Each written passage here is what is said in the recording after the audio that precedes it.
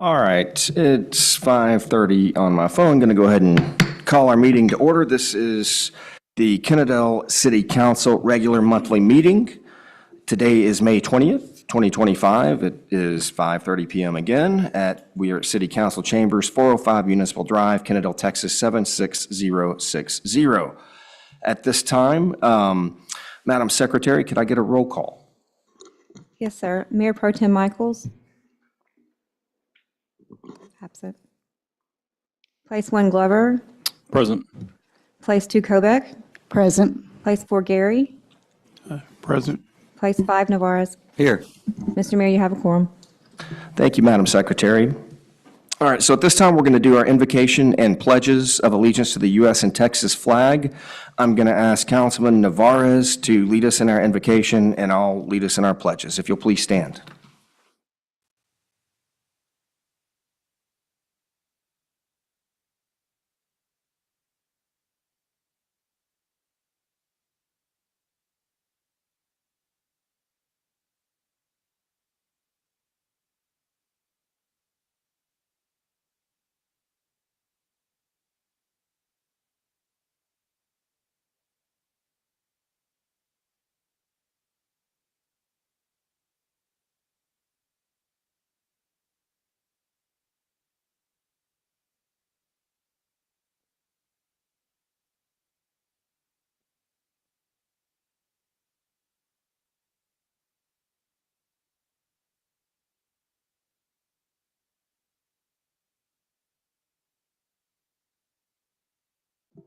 Thank you. All right, at this time, we're going to move into our public comment section, and the Kennedale City Council welcomes comments from the public. Those wishing to speak must sign in prior to the start of the meeting, and speakers may speak on any topic, whether on the agenda or not. The Kennedale City Council cannot act upon, discuss issues raised, or make decisions at this time. Speakers under citizens' comments shall observe a 3-minute time limit. Inquiries regarding matters not listed on this agenda may be referred to staff for research and/or possible future action by the board. Madam Secretary? Mayor, I only have one that wants to speak during the public hearing, so none at this time. Okay. Does anybody wish to speak now before we move on? No? All right. Going once, going twice. All right. So at this point, we're going to move to our regular session, reports and announcements, and we're going to start with updates from the City of Kennedale City Council and the mayor. And I guess we'll start with Councilman Glover. Thank you, Mayor Horton.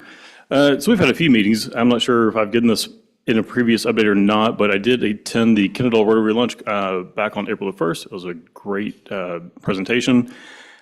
This last weekend, went out, took my 5-year-old to the Kid Fish. I thank you all for the staff who put that on. I didn't have time to work it, but it was a great event. Look, I had a great turnout. Also attended the Chamber Awards luncheon today. Thank you to the Chamber for hosting that. And then one meeting that I did attend was the Tarrant Regional Transportation Coalition meeting. And that was a very informative meeting, got some good contacts, and have some more exciting updates to talk about later on in regards to funding for future infrastructure projects. So we'll get into that probably in a future discussion item. And then another good conversation was on the Safe Walk to Schools. So we'll talk about that later on in the agenda. That's it for me. Thanks, sir. Thank you, sir. Councilwoman Kobeck.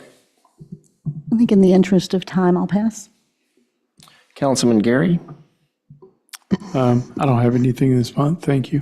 Councilman Navarez. Thank you, Mr. Mayor. I'll make it quick. I also went to TCOG, and that's always a great, informative committee to go see. They talked about the upcoming construction projects, and I promise you, everybody, there's going to be so much more construction in the next 10 years, so get used to it. But a little bit about the high-speed rails connecting maybe Austin and most likely Houston, which I think is exciting for employment. I went to the Kennedale Theater's play that last month, which was hilarious and amazing. If you missed out, it was really a good play. My favorite so far. I also attended Delaney and Arthur's Career Days. It's always exciting to do that every year, and I look forward to doing it for the next decade as my kids move through the schools. I joined the YMCA Board of Directors last month as well. I'm looking forward to representing Kennedale on that board as we incorporate the YMCA with Kennedale. I met with county leaders about the redistricting, and let me tell you, I'm happy that we're staying out of this right now. Also went to the Kid Fish, which I wanted to congratulate the city on. That was really amazing. I've seen that go from just a handful of us fishing to you can't get a spot out there. And the rain the day before made that perfect kind of pond where it was really deep on the edge. So really a good, successful day for that.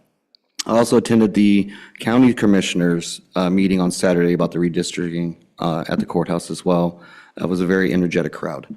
And of course, today, the Chamber of Commerce award ceremony, and just a shout out for Thrive, who won the new and upcoming business. Thank you. Thank you, sir. I'll be brief as well. Speaking of county, I've had some discussions with Precinct 2, working on, I'm sure you guys have all heard about this Little School Road extension. So, we're working on the details on all of that and trying to get the pieces in place, et cetera, et cetera. And more to come on that. And, I suspect at some point I'd like to have Mr. Thomas come and just kind of maybe speak to the council and speak to the public, because I know a lot of folks have questions on it. And, and I think it would be good to get some feedback from them as well. So we'll try and get that sometime this summer when they have time. I know they're busy in the county right now. So additionally, I do want to congratulate the Kennedale High School baseball team. They advanced pretty far in the playoffs again. I believe they've made the high school state playoffs for 28 straight years. That's quite an achievement. And then, like Councilman Navarez, I went to career day at KJHS, and that was pretty fun and rewarding. And one of the things, just to kind of share lighthearted, I asked, how much do you think as the mayor I make? And I'd go around the room and probably dozens. I got answers from like 125 grand, 650,000 was the highest. And and they actually believed it. So it was pretty funny.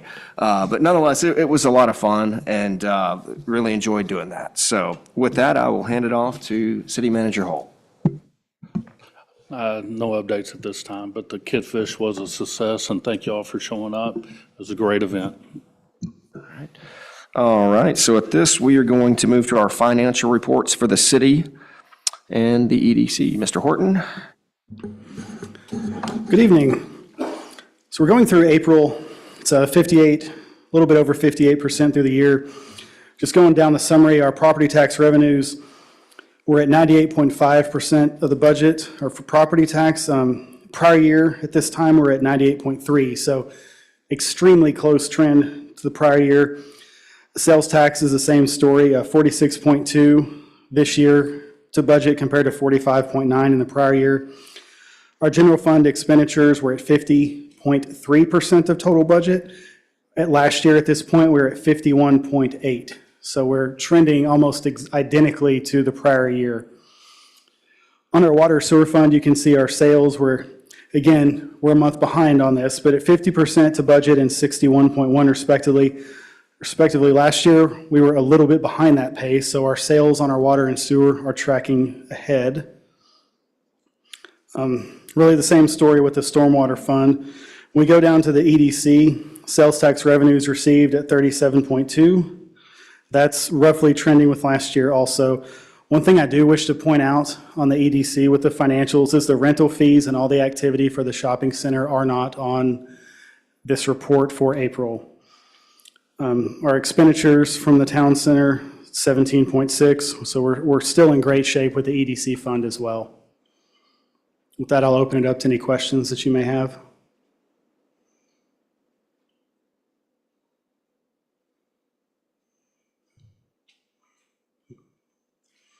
All right, thank you for your time. Appreciate it. Thank you, sir. All right, so now, excuse me, bear with me. We're going to move into our public hearing, and we're going to conduct a public hearing on a proposed zoning change, PZ case 25-03 from C2 General Commercial District and R2 Single Family Residential District to a PD Plan Development District for 3780 Kennedale New Hope Raceway Estates Edition Lot 1B, 3780 Kennedale New Hope Road, Raceway Estates Edition Lot 7B Improvements, 3780 Kennedale New Hope Road, Raceway Estates Edition Lot 7B Less Improvements, 3830 Kennedale New Hope Road, Ritchie Robert C. Survey, Abstract 1327, Tract 1B. Snyder Joel Survey, Abstract 1448, Tract 3A03, City of Kennedale, Tarrant County, Texas, formerly known as Kennedale Raceway. And it is 5:40 PM, and I'm going to go ahead and open up the public hearing.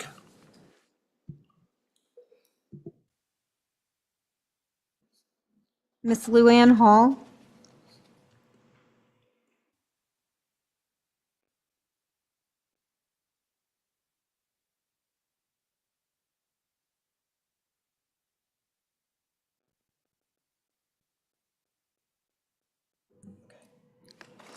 Luann Hull. I live at 416 South New Hope Road. My husband and I graduated at Kennedale, as did our 3 sons and 6 of our grandkids. Now we have 3 grandkids coming up. We've been here in Kennedale a long time, and we will continue to be here a long time. I oppose the habitat development. I don't think anything needs to be built to add any more traffic to our road until the bridge is built over the train track, because our road gets so backed up as it is. But with the habitat, I think it should be, anything built over on that property should be at least 1 acre tracts, because we all have at least 1 acre or more that live all along through there. 4 houses to an acre is just too many with our small police department and fire department. That's just too much houses and too much traffic on our 2-lane road. I've heard that people these days don't want land. Well, if they don't want land, that's what apartments are for. But if people had land with their homes, their kids could be mowing yards and give their kids something to do besides stay on the streets, run the streets and thieving and shooting people and everything else the kids these days are doing. They need to have something else to do. So put them out in the yard and let them mow. And I guess that's all I have to say. It's just I'm opposed to 200-plus houses being built there on that property. Thank you, ma'am. Mr. Frank Fernandez?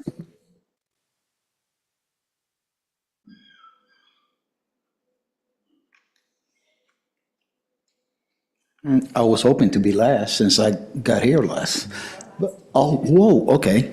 Anyway, I think this is a predicament that the city has gotten into because of many of the things that have happened in the past. That land should have been by now built. It should have been at least being built by now. But with some of the things that happens during the last, I want to say 8-10 years, it's not happening. I feel sorry for the owners of the land because they came in good faith and they made a move on that land that was good for the city and it was going to be good for them. Now, I believe the other track is in contract right now, right? The one that closed first, the circular.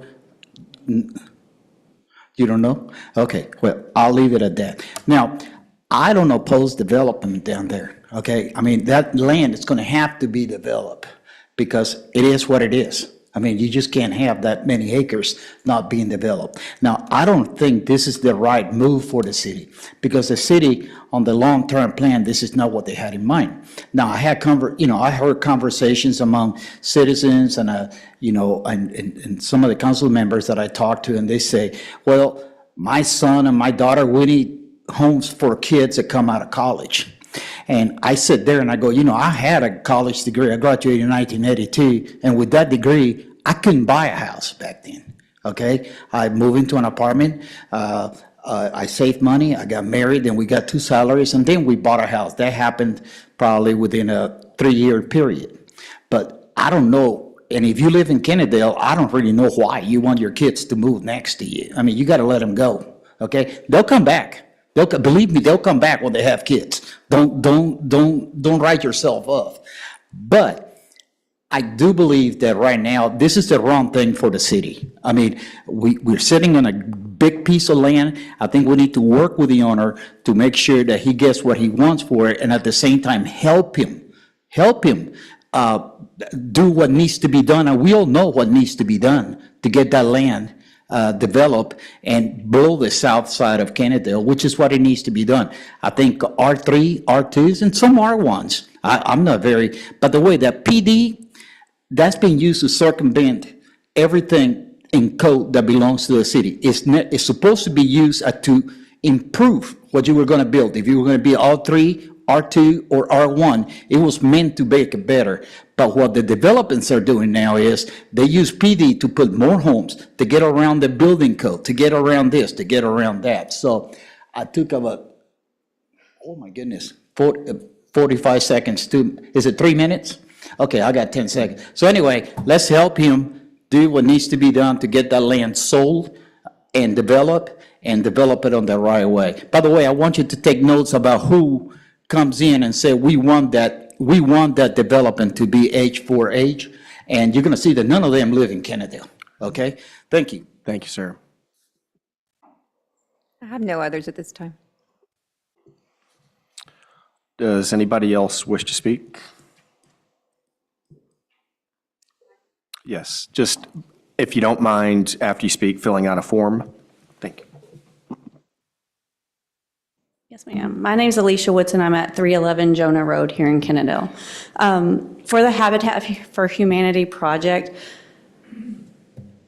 there has been a petition that was passed around. It has been signed by every owner on New Hope and every owner behind the property on Jonah and Valley and Linda.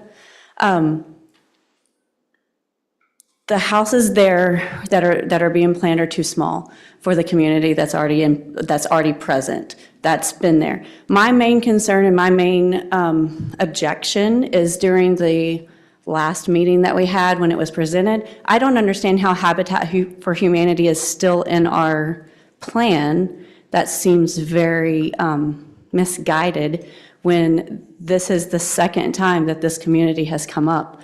And this is the second time that Kennedale as a community has asked for it to not be brought in. And so I know the last time it didn't go all the way through, but if you're here and you're hearing it, then you hear from us as people that do not want that there, because one, it's too small. One, we are not supporting the Kennedale people that we have now. If we bring in that many homes and that many people, and we're already lowering the tax brackets that are there, and we are capping the taxes that can come in on it, I don't see how that's going to benefit us in the long run in regards to trying to maintain that many people with smaller taxes coming in. Even though it's more people, you're still now having to manage more people with the roads and all of the other services that have to happen. I just want to make sure that I am upfront in saying that we're asking for it to not happen. We understand that it's a great community or a great program, but it is not what those houses over there should have. That's it. Thank you, ma'am. All right, anybody else? All right, so I've got 5:48 PM and we are going to go ahead and close the public hearing. Then we're going to move on to item 2, to take action to consider a proposed zoning change, PZ case number 2503, from C2 General Commercial District and R2 Single Family Residential District to a PD Planned Development District for 3780 Kennedale New Hope Road, Raceway Estates Edition, Lot 1B. 3780 Kennedale New Hope Raceway Estates Edition, Lot 7B improvements. 3780 Kennedale New Hope Raceway Estates Edition, Lot 7B less improvements. 3830 Kennedale New Hope Richie Robert C. Survey Abstract 1327, Tract 1B. Snyder Joel Survey Abstract 1448, Tract 3A03, City of Kennedale, Tarrant County, Texas, formerly known as Kennedale Raceway. So at this, I'm going to hand it over to Mr. Gonzalez.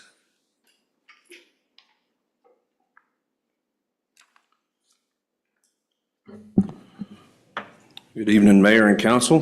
Happy to see you all again. At this time, I do want to invite the applicants to come up, and then afterward, I'm happy to present the staff report and answer any questions that council may have. Thank you.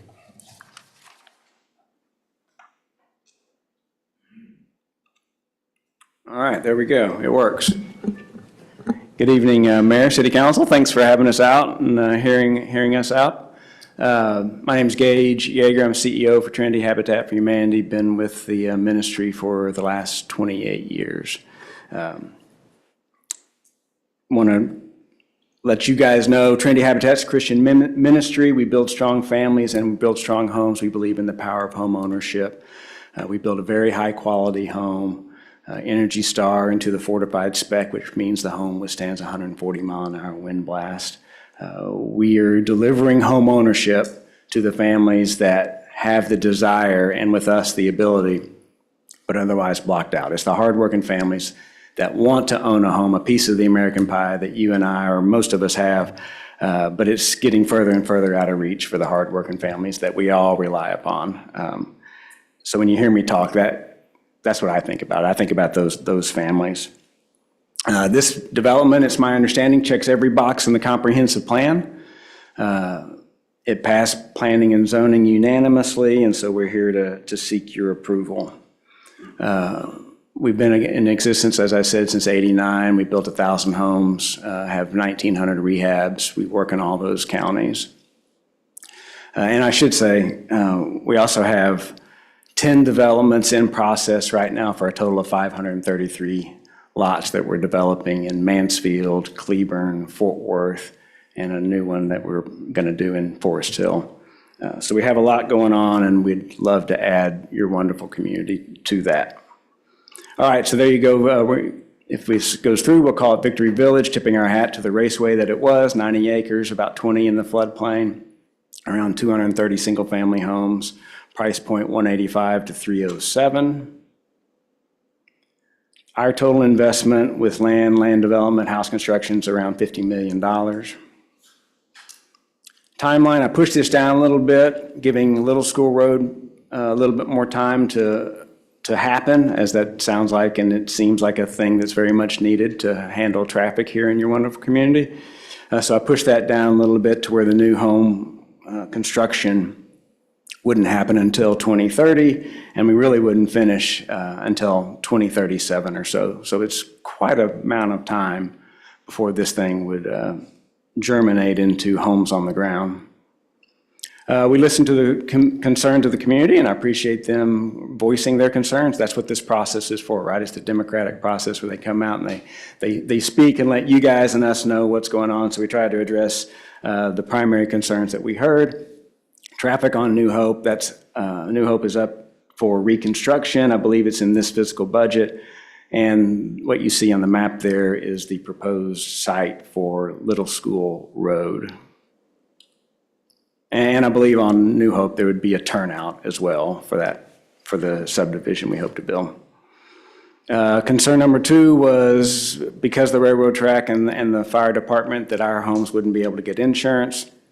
This is an email exchange between our staff, Kirsty Harper and Deborah Williamson, who works for an insurance company, and they said, yes, in fact, we will insure those. So the "you can't get insurance" was not, in fact, an accurate statement. And, for around $1,200 to $1,300 a year is what it says, which is pretty normal for us or for our families. Emergency response times, it's my understanding that they can also respond from Everman or Mansfield if they need be. Another concern was a lot of it's in the floodplain. Yeah, some of it is in the floodplain. So the areas in red there on the proposed plat map are areas where we take dirt out of. The areas in green are where we add dirt, and about 15 lots or so would come out of the floodplain, but it wouldn't damage the water retention of that area, right? You don't want to make it where it holds less water. Concern 4, infrastructure is not in place to handle the homes. What you see, the map there is a 15-inch sewer line that would go down. I believe that's the west side of the property. That would help with the infrastructure. The homes will not pay enough in property taxes, and they will end up costing the city in services. After it's all built out, using the numbers I pulled from Tarrant Appraisal District on how much the city gets and how much KISD gets, it would result in about $400,000 annually in revenue to the city from those taxes, and about $932,000 to KISD. So it's $1.3 million. And fee breakdown, as we're building, if we have the opportunity to build this, then it results in about $1 million of fees to your city. Questions?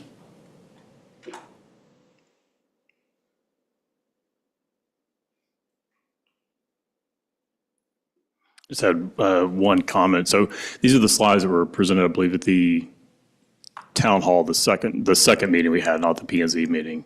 And then from that, on community concern number 5, I was going back through the numbers today, and I think we have a KISD tax rate that was a little high. I think it should be about 1.3 or 1.13, excuse me, instead of 1.8. And then I think in the math, the homestead exemption wasn't subtracted from the property value for H2 and H3. When you kind of factor those two in, it kind of brings that number down to about $1 million a year in taxes versus 1.3. Well, I intended to subtract it. That's why I showed it all out there. And if I didn't, then I didn't. But I showed the exemption at $100,000. You certainly did. It just, in the total, it was the $100,000. The exemption wasn't taken out of the total. So the total potential tax revenue, it says 1.3. I think we're closer to about $1 million. even. I got it. Well, and if that's the case, then I apologize. I certainly didn't mean to hide some I was talking about error math, in the and then math. I realized That's for sure. Yeah. Just wanted to kind of mention that too. Yeah, sure.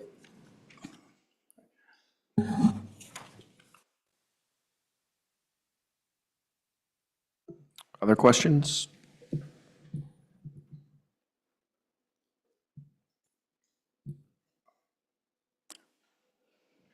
All right. Thank you very much. Thanks, sir.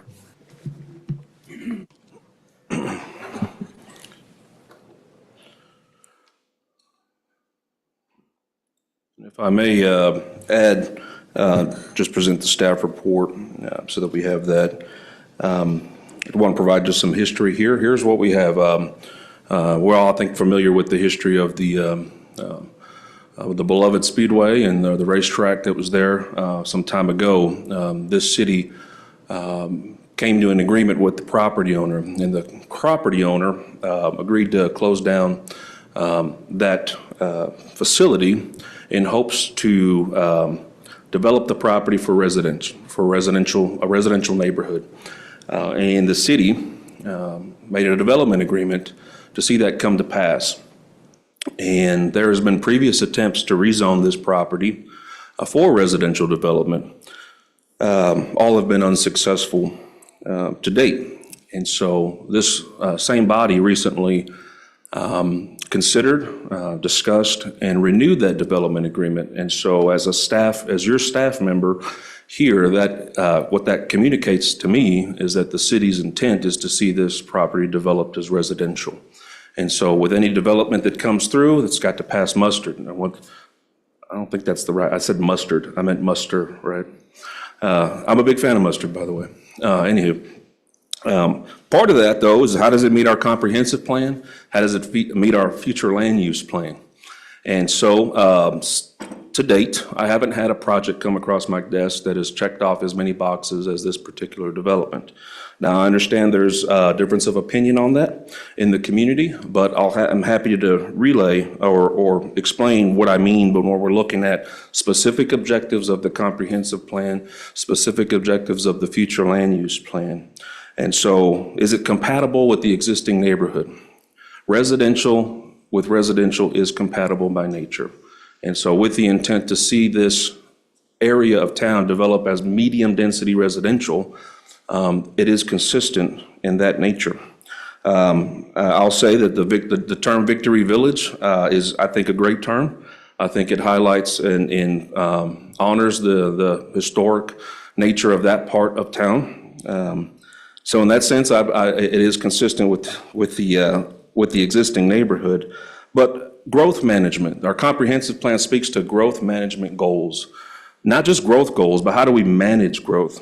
And so objective 1 is to encourage a mix of single-family residential units that are appropriately located and designed medium to higher density units according to the future land use plan. And so we look to that future land use plan. If it's not consistent with that future land use plan, they've got a stronger case they need to make to get you guys to consider something else. In this sense, it is consistent with that future land use plan. It is a mix of single-family residential. I've heard before, heard tonight as well, that there is some preference to see 1-acre tracts out there. That's certainly a possibility as well, given the acreage that you have. If you've got 90 acres, you subtract 30 for floodplain, you're left with, right, 60 acres, right? So, math guru back here. 60 lots, right? 60 lots, which would be in essence a very, very small subdivision by nature, but it doesn't, the taxable value on a 60 lots on 1 acre is significantly different than the taxable value, if that's the discussion we want to have on this amount of units in the area. But does it meet the objective 1 of the growth management goals? It does, because it encourages a mix of single-family residential units. They are medium density as well. Again, objective 1 and objective 4 of our future land use plan, our future land use goals, are you should consider developing land in accordance with that plan, right? And so again, this is consistent with that plan. We should ensure that all new development is compatible with existing neighborhoods through gradient density and design, right? In that sense, it is. We've got ample space provided for a park system that they would plan to dedicate. We have right-of-way dedication for the future expansion of Little School Road, which meets our transportation goals, which is to require developers to dedicate right-of-way and construct a collector. Now, there's often times where we need right-of-way and we've got to pay for it. There's also other times where you have a developer that's willing to dedicate that right-of-way.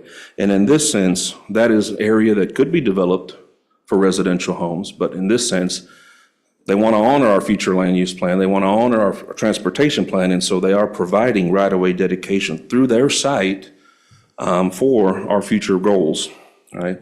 Objective 6 of our transportation goals also talk about evaluating the floodplain for construction of multi-purpose trails. So this development, again, will expand the park system, provide opportunity for the city to develop trails. They would develop trails as well. There's also, on their concept plan, they've provided areas where they've marked out sports fields. And with the discussion we heard earlier today, excuse me, that wasn't here, that was somewhere else, but there's been discussion in town about partnerships with local other organizations that dabble in recreational sports and things like that.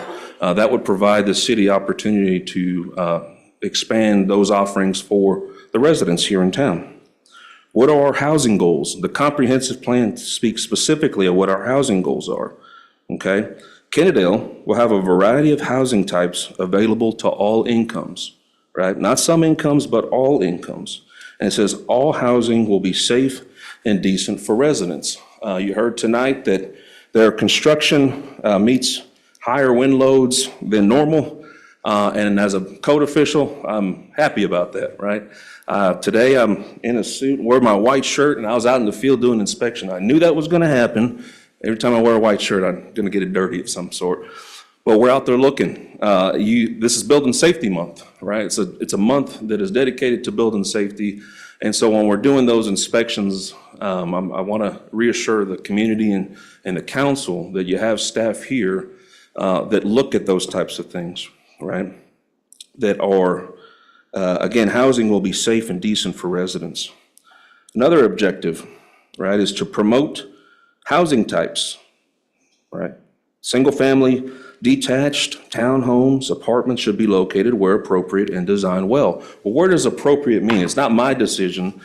It's your decision. Where have you designated areas that are appropriate well? While we look to the future land use plan. And again, medium density is what has been outlined in that future land use plan.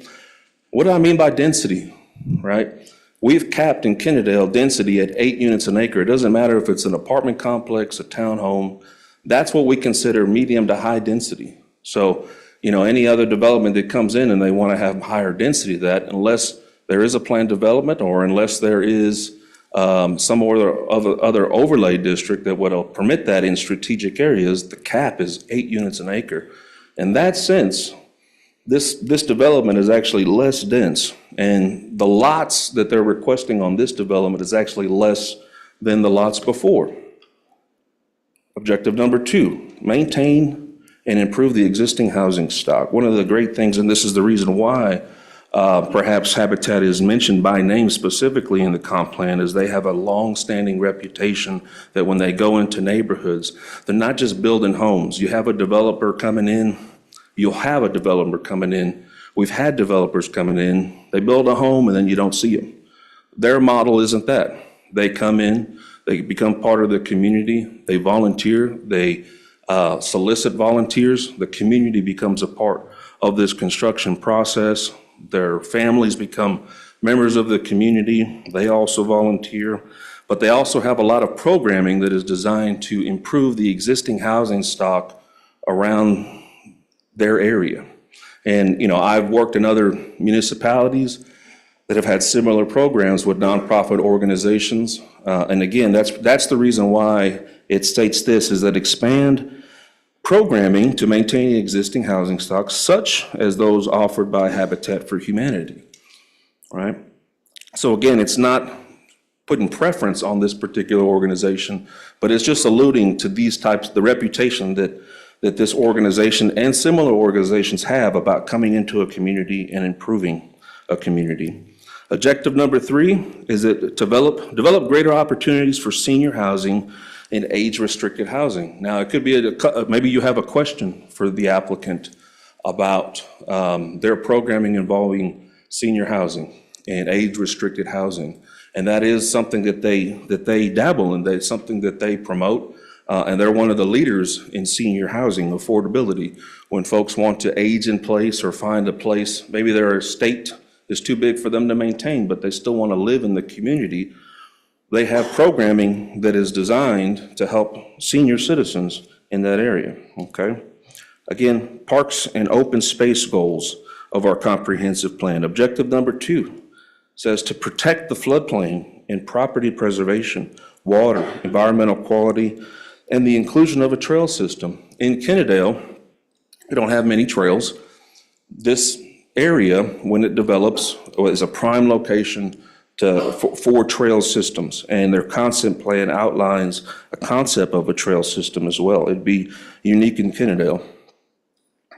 Objective number 3 says to influence new development by providing public spaces in addition to private amenity centers. Again, we spoke, their concept plan that they've provided you has those types of amenities areas, such as those sports recreation fields. Again, we discussed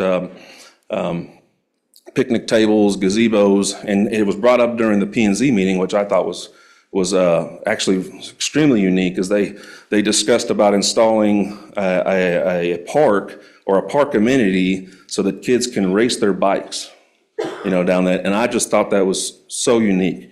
And I think that honors the history of that particular part of town, okay? Objective number 5 is it to increase the number and quality of organized sports fields. Again, the concept plan outlines these proposals. Hey, we'd like to come in, we'd like to develop, here's our plan, here's what we'd like to do. And so, in reviewing the comprehensive plan, the future land use plan, your staff, we found that it's consistent with the future land use plan, it's consistent with your comprehensive plan. And so with that, we have recommended approval. I'm happy to answer any questions that you may have for the project. So with that, I want to thank you for your time. Any questions for Nathan? All right, so I'll open the floor for discussion. Thank you, Mr. Mayor. I guess I'll go first. First, Gage, I just wanted to apologize. You guys were guests in our town, and the way that we reacted to you guys when you first initially came here was inexcusable, in my opinion. Had nothing to do with your organization and what you guys are trying to do, and more of a target on my back. But I just want to apologize. We are a faith-based community, and that's not how we normally act to guests in our town. Also, Nathan, I just want to extend it to you too. None of that was against you. It was, again, more towards me. So I just want you to be assured that you're doing a great job for us, and I appreciate the work that you do here. Now, with that being said, there's been a lot of going back and forth, a lot of putting words in our mouths the last couple of months because of the election. I'm glad all that is over and everything has calmed down. The one thing I've gotten repeatedly from this community when I talk to anybody about this, and I've talked to over 100 people about this, was the reaction that the town had to this. And they're just kind of put off by it. I'm kind of almost split down the middle. Of those 107 people I spoke to, more of them are against it, but it's only 51%, 49%. It's not that big of a difference. And the 49% that are for it are retirees or young workers or single teachers that do live in this town and are looking for affordable housing. Now, I agree with Nathan that this is everything that we've wanted in this area as far as checkboxing. It's one of the best ones we ever have. However, there is one big thing I can't get past, and that's the TERS. I've been a huge, loud proponent for the TERS since we got it. I think we've been wasting the area, as Frank said earlier in his comments. It should already been developed by now, and we could already be benefiting from those taxes to fix the road over there that everybody wants. My concern is 2030, starting this off, and then they're going to build this over 10 years, and limiting the property values. That TERS will die before we even benefit from it. We have a cap of, I think, 7.8 million in that. That's 7.8 million that we can benefit to build that road over there. I'm happy to do any development over there that's not obviously density apartment complexes. I did like the previous one that came before that. I thought that was perfect for the area. It had the perfect values. It had 180 houses. I know that's a concern, but that's in the past. For me, I'm looking at today. I'm looking at 10 years from now, and we desperately need that TERS money to develop that area. It's going to be the catalyst for future development from Mansfield's side, and it's all coming. It's all being discussed in future discussions for Mansfield and Fort Worth and us. So for now, I am opposed to this. I'm opposed because of the TERS. That's my biggest concern. I'm still a big, loud proponent for it. I think we can do better for the area, and we desperately need that. And that's my 2 cents, Mr. Mayor. Thank you for my time. Absolutely. Any other comments, discussion items?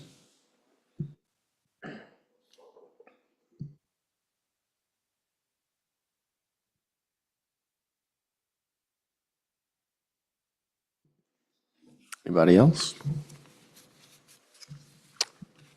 Then if there are no other discussion items, I will entertain a motion. Mayor, can I interrupt? I just want to confirm with staff, did we receive 20% protest on this particular?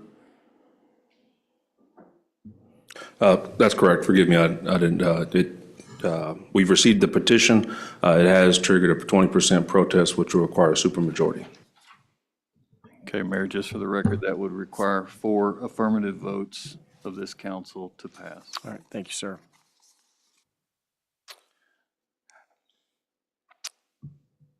Anybody want to make a motion?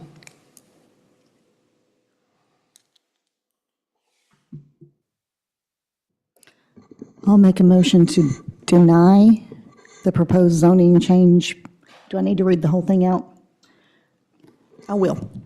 PZ case 25-03 from C2 General Commercial District and R2 Single Family Residential District to a PD Plan Development District for 3780 Kennedale New Hope Raceway Estates Edition, Lot 1B, 3780 Kennedale New Hope Raceway Estates Edition, Lot 7B, improvements, 3780 Kennedale New Hope Raceway Estates Edition, Lot 7B, less improvements, 3830 Kennedale New Hope, Ritchie Robert C. Survey Abstract 1327, Tract 1B, Snyder Joel Survey Abstract 1448, Tract 3A03, City of Kennedale, Tarrant County, Texas, formerly known as Kennedale Raceway. Do we have a second? I'll second. All right, then all in favor to deny?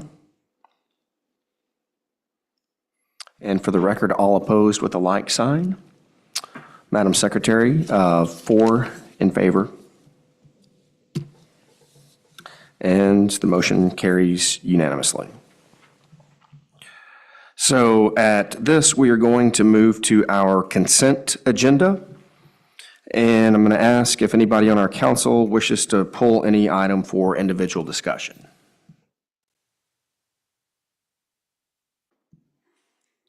All right, in that case, do we have a motion? Mr. Mayor, I make a motion to approve the consent agenda. Do we have a second? I'll second. All in favor? Okay. And for the record, all opposed with a like sign. And Madam Secretary, the motion passes unanimously. All right, so at this, we are going to move on to items for individual consideration, discussion, and/or action, and that brings us to item 1. Excuse me. Discuss the curb extensions that were installed through the Safe Route to School program. I'm going to turn it over to you, Councilman Glover. Thank you, Mayor. So this is the second time in recent memory this has been brought before council. There was another, so to the town, to the citizens, I just want to let you know, we hear you, we see your frustrations with this component of the Safe Route to School program. Mr. City Manager, thank you for putting all the history in here. That's helpful to go back and look through and review. So the issue at hand are the curb extensions, because they go very far out into the road. We've heard this before. We continue to hear feedback on it. So there's just 2 things I wanted to kind of talk about today. One, while I was at the TRTC meeting, I had the pleasure to sit next to someone from TxDOT and got to pick her ear for a few things. And I showed her the picture looking down Mistletoe, and you see the bump out. And I said, does this look normal? Is there something we could do about this? Because we were under the impression that if we were to try to remove it ourselves, we have to refund the whole project, and the funding was worked out from federal, state, and ourselves. She indicated no. She said we could apply for a retrofit if there was a safety concern, meaning if you can show that it creates a bottleneck and some other things. So that's kind of the first point. I wanted to ask if the city manager could formally inquire into a retrofit. But then secondly, and just kind of looking through the history on this, if we look back in the packet, I know it's a big packet tonight, on page 218 of 222, this is a document that was, I don't see a date on it, but it was related to the Safe Route to School program. It's the title of the document is Kennedale Safe Route to School Plan. It has an engineering improvements glossary, section E, and it describes the curb extensions. And it shows a curb extension, but it's just in the corner. It's just right. If you're going to make a right-hand turn, you would kind of have to swing it wide so you wouldn't actually hit anyone standing there. It's not all the way down the street, coming in, coming out, coming in, coming out. So I think there's just been a little, well, not a little, there's been a lot of misinterpreting this with what has been built. So that's kind of my 2 cents on it. I just want to ask the council to ask the city manager, just again, formally inquire with TxDOT, what can we do to retrofit this to make it more usable for our town and for our use case. Thank you, Councilman Glover. Council, does anybody have any comments, questions? If we can do this, and especially if it doesn't cost us, or at least very minimum, I'm all for that. I get a lot of complaints about that too, and I don't think people understand why, but even if you understood the why, it's kind of weird the way it's presented out there, and especially next to Arthur. That is just a disaster in front of it.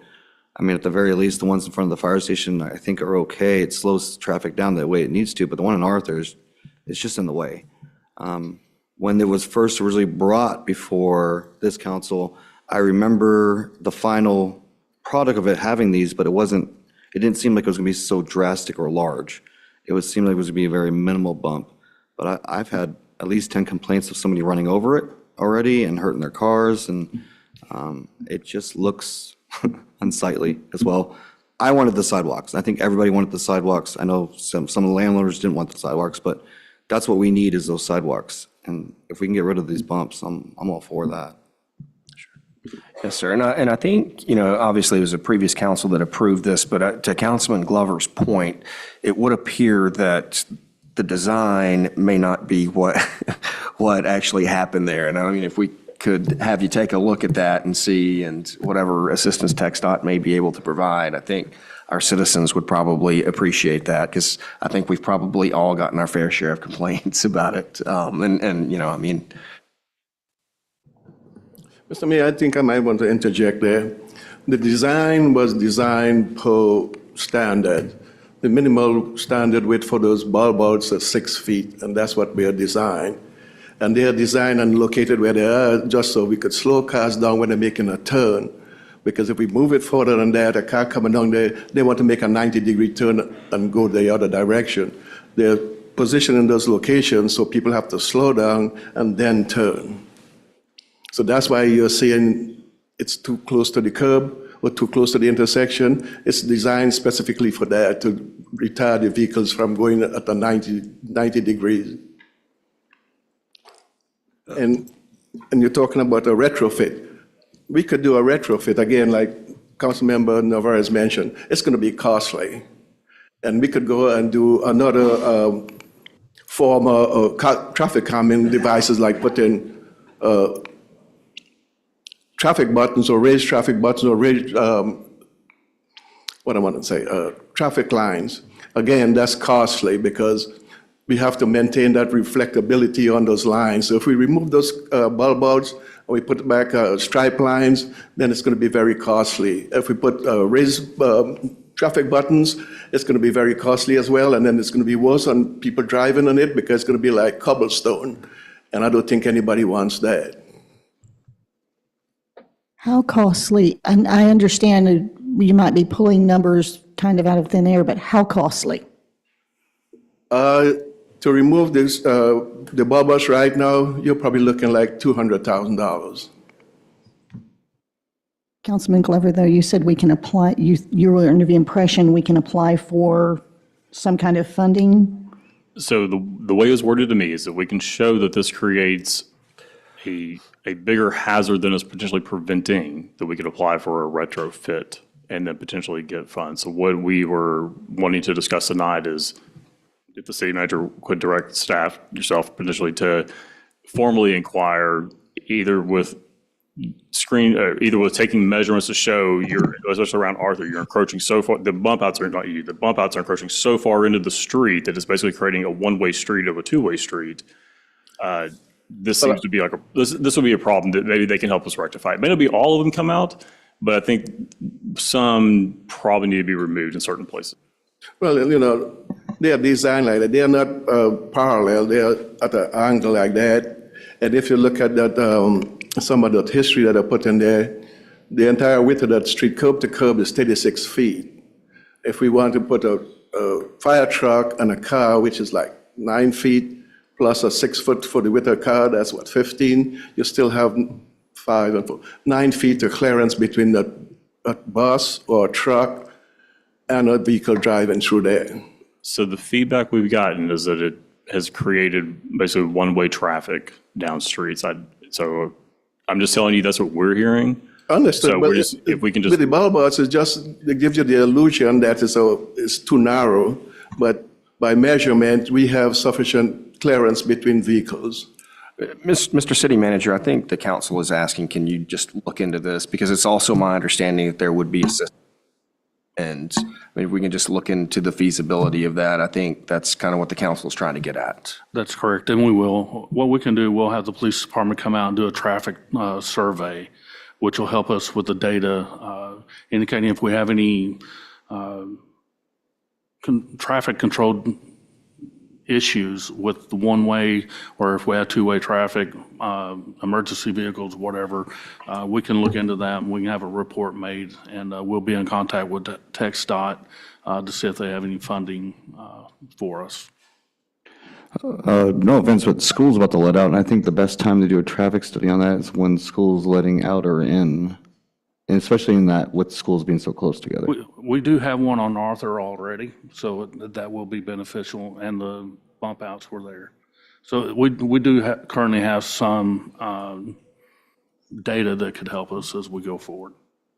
Just one question for Christian. Can you explain, if we got rid of them, what's the process? I mean, do we have to repave underneath the street? You'll have to or- put back some comparable traffic calming device.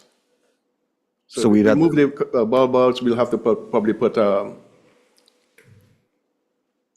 etch lines, or we could put some grid lines, or we could put traffic buttons.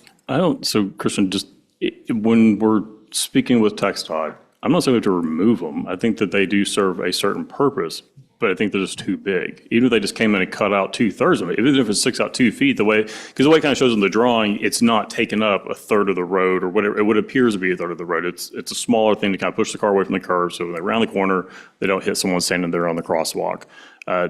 Again, I'm looking at the picture that was recently posted on Facebook. These things are large, and they could have, if we can get them just slimmed down, I think that would kind of meet everyone in the middle, and we still keep the essence of the safety, but without it feeling like it's choking the road off. I mean, obviously, we could do that, but we have to get approval from TxDOT. If they said that we could reduce 6 feet to 3 feet, but who's going to pay for it? I guess we have to. Well, I think that's the part of the discussion, so We'll take care of it. thank you both. Mr. City Manager, do you feel like you have enough guidance from the council on this? Yes, sir. right. We'll take care of it. Councilman Glover, are you good? All right. Any other comments on this? Well, if not, then I'm going to ask for everybody's favorite motion.